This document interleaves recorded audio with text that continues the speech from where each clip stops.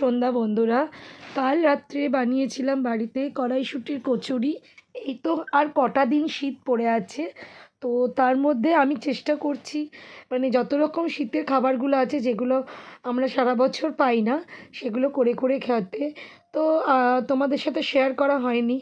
আর কড়াইশুঁটি কচুরি তোমরা প্রত্যেকেই বানাতে পারো, কেন আমরা এগুলো মানে বানিয়ে বানিয়ে মানে মানে অর্ধেক বয়স কাটিয়েই দিলাম বলতে পারো এই রান্নাঘরেই।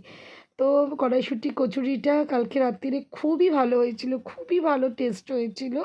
তো এর সাথে আমি রেখেছিলাম ছোটো আলুর দম, ফুলকপি আলু ভাজা আর নতুন গুড়ের রসগোল্লা। তো কড়াইশুঁটি কচুরিগুলো ভাজার সময় এত সুন্দর ফুল ছিল না, তো আমি যার জন্য আমি বললাম কি তোমাদের সাথে একটু শেয়ার করে নেব। তো এখন শীতকাল, খুব ঠান্ডা, এই মাঘ মাসটা এখনও বা পড়ে আছে। তো মাঘ মাসে বলে যে মাঘের শীত বাঘের গায়ে। তো ওই যে কদিন আছে একটুখানি এই সমস্ত খেয়ে শীতটাকে ভালো করে উপভোগ করার।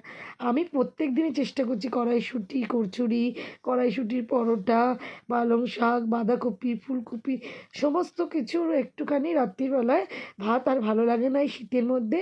এই সমস্ত পরোটা যদি আমি এর সাথে তরকারি করতে না পারছি, তো নতুন গুড় পিঠে এগুলো তো বাড়িতে রয়েছে, এগুলো এক্সট্রা বানাচ্ছি এই সময়। তো এইগুলো দিয়ে ভালো জমে যাচ্ছে কিন্তু বন্ধুরা।